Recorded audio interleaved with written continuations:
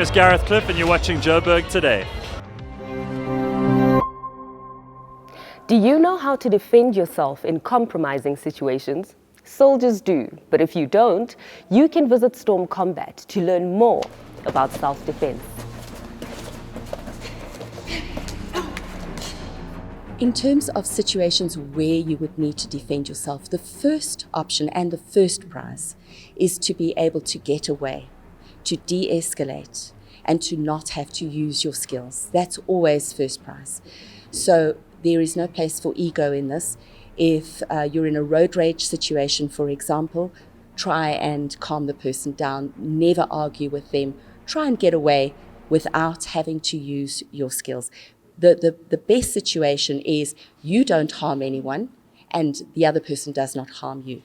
However, if you're in a situation where you know that your life is being threatened, and I'm not talking about your possessions here, possessions can be replaced. If you feel that your life is being threatened, then obviously you need to defend with everything that you have.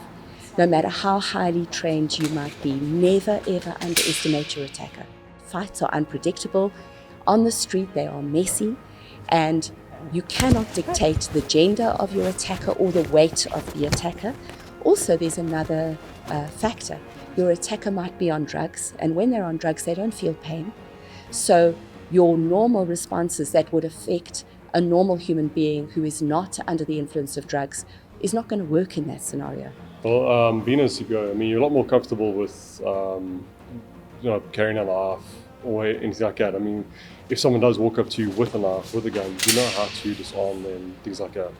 So to have this form of training has helped a lot in the sense of, like I said, if you get caught off guard with a knife or a gun to your back or anything like that, then you can react accordingly. And obviously with training every single day and the same things over and over, it will become just a response. It won't even be a thought anymore. At Storm Combat, I've put together a system that is the only one of its kind in South Africa and, to my knowledge at this point, worldwide. It is a combination of military close quarter combat, which teaches you to defend when you're standing on your feet. And I teach Krav Maga.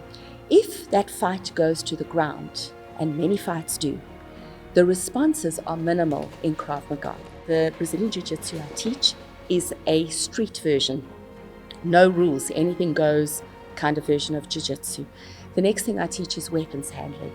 And the weapons handling that I teach Filipino martial arts, which hails from the Philippines, and it is widely accepted as being the top bladed weapons fighting system on the planet, taught to special forces around the world.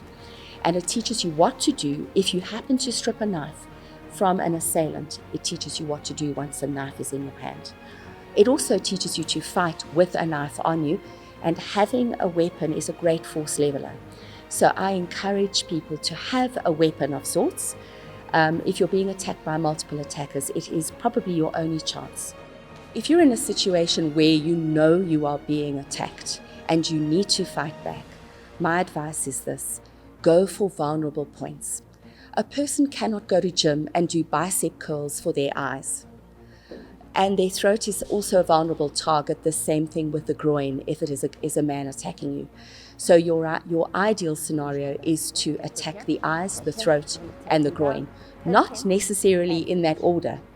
If you are being attacked by someone significantly taller than you, you might not be able to reach the eyes or the throat, in which case you will go for the groin first.